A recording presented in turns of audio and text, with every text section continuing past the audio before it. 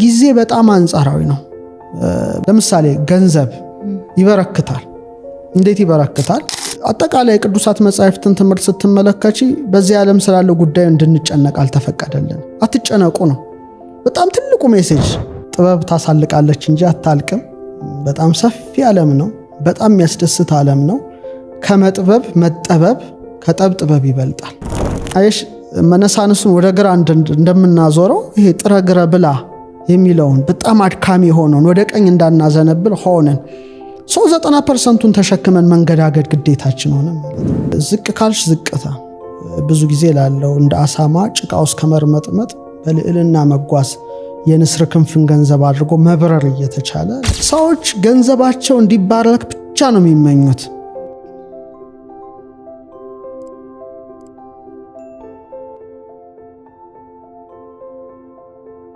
ጊዜ አንጻራዊ ነው። ስለ ጊዜ ብዙ መናገር ይቻላል ራሱን ችሎ። እኔ ጊዜ አንጻራዊ ሆኖ ይታየኛል። በጣም ለየት ያለ ነገር አመለካከት አለኝ ስለ ጊዜ። አንዳንድ ሰው ጥቂት ዓመት ኑሮ ብዙ ልምዶች ይኖሩታል። አንዳንዱ ረጅም ዓመት ኑሮ ጥቂት ልምዶች ይኖሩታል። በጣም ይገርመኛል። ለምሳሌ የ3 ዓመት ሕፃን ቅዱስ ቂርቆስ ታወቀ።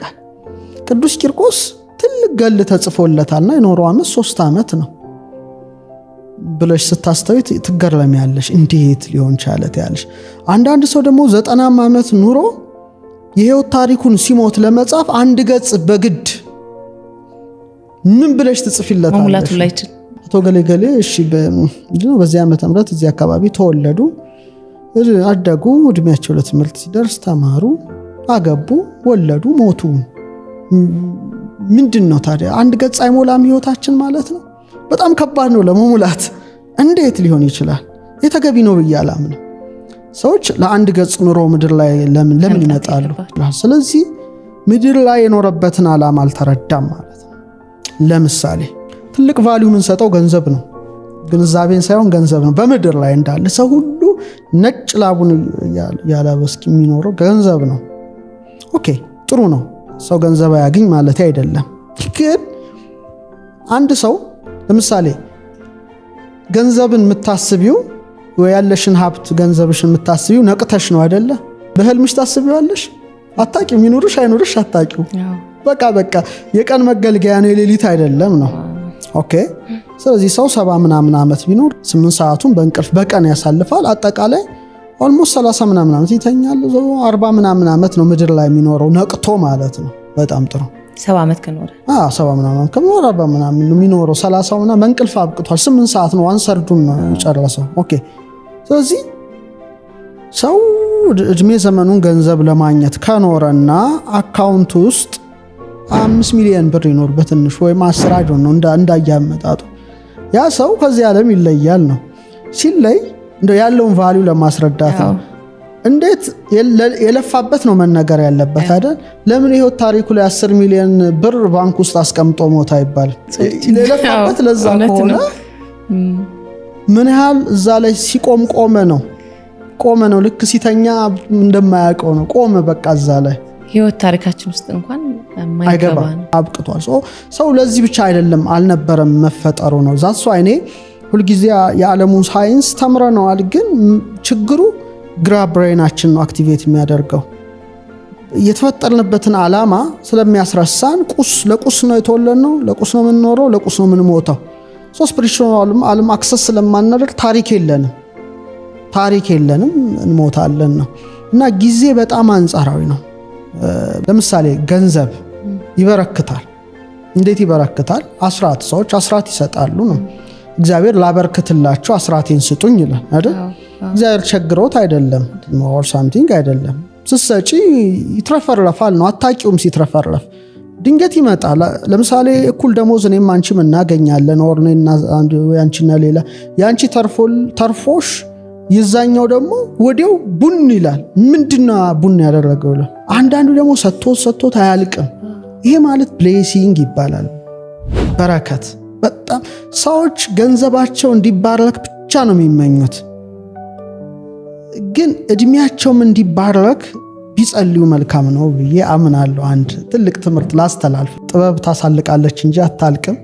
በጣም ሰፊ ዓለም ነው። በጣም የሚያስደስት ዓለም ነው። ከመጥበብ መጠበብ ከጠብጥበብ ይበልጣል። ይህን ብቻ ቢይዙ በቂ ነው እና ከፍ ብለው እንዲመለከቱ ዝቅ ካልሽ ዝቅታ ብዙ ጊዜ ላለው እንደ አሳማ ጭቃ ውስጥ ከመርመጥመጥ በልዕልና መጓዝ የንስር ክንፍን ገንዘብ አድርጎ መብረር እየተቻለ ለምንድነው እንደንትኑ ነው በቃ በጣም ይሄን ነው መላው ጊዜም ባርከው አልፋ እግዚአብሔር ጊዜም ባርከው ካልሹ እኔ እንጃ በጣም በጥቂት ጊዜ እጅግ ብዙ ስራ ላይ ያሰራሽ ይችላል። በቃ እኔ በራሴ ህይወት ያየሁት ነው። ዊትነስ ነኝ፣ አንድ ምስክር ነኝ። ለምሳሌ በጣም የሚገርመኝ መጽሐፍ ቅዱስ ክፍል አለ ሁሉ ጊዜ እንደው ሳነበው እደነቃለሁ ነው።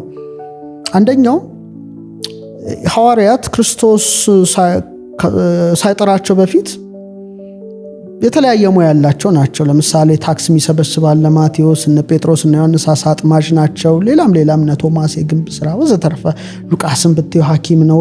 የተለያየ ሙያ ናቸው ነው። ሰው ይጠራቸዋል። ሲጠራቸው ህይወት ተለወጠ። ያቺ ሞመንት የህይወት ቁልፍ ትለወጣለች። ምንድነው የሆኑት? ሱፐርናቹራል ነገርን ኤክስፒሪየንስ ማድረግ ጀመሩ። ምሳሌ እንዳይረባቸው ህብስት በርክቶ ይበላሉ። በቃ ቀርለ ማለት ልፋት ቀርለ ነው። በጣም ትልቅ ጉዳይ ነው ማወራው አሁን ብናገረው። ውሃ ወይን ይሆናል። ባህር ላይ እንምጣ ሲሉት እነ ጴጥሮስ ነው ይላቸዋል። ነፋስ ሲገሰጽ ያሉ ሙሴ ብርሃን ሲበራ በጣም ስፍር ቁጥር የሌለው ነገር ያሉ ሰው ደግሞ አጾሙም ወይ ሲሏቸው ሙሽራው ያለ ሚዜው አይጾምም ይላቸው ሚዜዎቹ አይጾምም ይላቸው እና የነበሩበት ህይወት በጣም በቃ አይተውት ማያውቁት ነው ተለውጧል። ይሄ ህይወት ተለውጧል። ከስቅለቱና ከትንሳኤው በኋላ ጥቂት ሲለያቸው ወደ ድሮ ስራቸው ለኖሩ ጀመሩ እና አሳ ለማጥመድ ሌሊቱን ሁሉ ይታገላሉ ነው። የትግል ህይወት ነውና ዓለም ለኔ እንደዛ ሌሊት ሆኖ የሚታየኝ ዳይሜንሽን አለ። ትግል አሳ ግን የለም። መታገል አሳው ግን አይገባ። የቀኝ መንገድ በጣም ቀላል አይደለም። ግራ ሌላ ነው፣ ሌፍት ልፋት ነው፣ ቀኝ ራይት ነው። ሰዎች ስጋዊ ማንነታቸውና መንፈሳዊ ማንነታቸው ማዋሃድ ከቻሉ ተዋህዶ በዚህ ልዕልና ደረጃ አሉ። አሁን ግን እየተከተልን ያለነው የግራውን መንገድ ነው። ለምሳሌ እግዚአብሔር 90ውን እኔ ልሸከምላችሁ ግድ የለም 10ዋን ተሸከሙ አይነት ነው። እኛ ደግሞ ኖ ግድ የለም እኛ 90ውን እንሸከም 10ዋን ነው ላንተ የምናሸክመው ኦኬ ኮንቲኒው ሂዱ አይነት ይመስላል። ለምሳሌ አጠቃላይ ቅዱሳት መጻሕፍትን ትምህርት ስትመለከቺ በዚህ ዓለም ስላለው ጉዳይ እንድንጨነቅ አልተፈቀደልን። አትጨነቁ ነው በጣም ትልቁ ሜሴጅ። አትጨነቁ፣ ስለምትበሉ፣ ስለምትጠጡት፣ ስለምትለብሱት አትጨነቁ። ጀስት የሰማይ ወፎችን ተመልከቱ። ከምግብ ጋር ተያይዞ ትኩረት ማድረግ ያለብኝ ወደ አዘዘኝ ይመስላል። መንግስቱ ምንድነው? ጽድቅ ምንድነው? ሌላ ጉዳይ ነው። ኦኬ አሁን ግን ዓለም እንዲገለበጠችብን ያን ጉዳይ ያን ሪያሊቲ ነው። አይሽ መነሳንሱን ወደ ግራ እንደምናዞረው ይሄ ጥረ ግረ ብላ የሚለውን በጣም አድካሚ ሆነን ወደ ቀኝ እንዳናዘነብል ሆነን 90% ተሸክመን መንገዳገድ ግዴታችን ሆነ ማለት ነው። ብሌሲንግ የለም ላይፋችን ላይ በረከት በቃ ምንም የለም። ትደክሚያለሽ፣ ትለፊያለሽ፣ ነጭ ላብ አልብጥ እስከ ሞት ድረስ ትጓዣለሽ። ይሄን ኤክስፒሪየንስ ማድረግ አትቺ። ምክንያቱም እሱ ያለ ሌላ ነው። ተጨነቁ አትጨነቁ ያለን መስመር አለ። አትጨነቁ ካለ አልጨነቅም፣ ተጨነቁ ላለው እጨነቃለሁ ነው። ስለዚህ ይሄን እሰጥሃለሁ የሚጨመርልሃል። ይሄ ምድራዊ ላይ ያለውን ጉዳይ ዓለም ማየት የሚፈልገውን የሚጓጓውን ሁሉ እሰጥሃለሁ፣ አትጨነቅ ልጄ፣ የኛውን ተጨነቅ ካለኝ አምላኬ አልፋ እግዚአብሔር ነው ይሄን ያለው። አደምጠዋለሁ። ካደመጥኩት የኔ ሪያሊቲ ሌላ ነው። አንድ ዓለም ላይ እንኖራለን። እኔ የምኖርበትና አንድ ሰው የሚኖርበት ሪያሊቲ ይለያያል ነው። ልክ እንደ ቀኙና ግራው መንገድ ነው።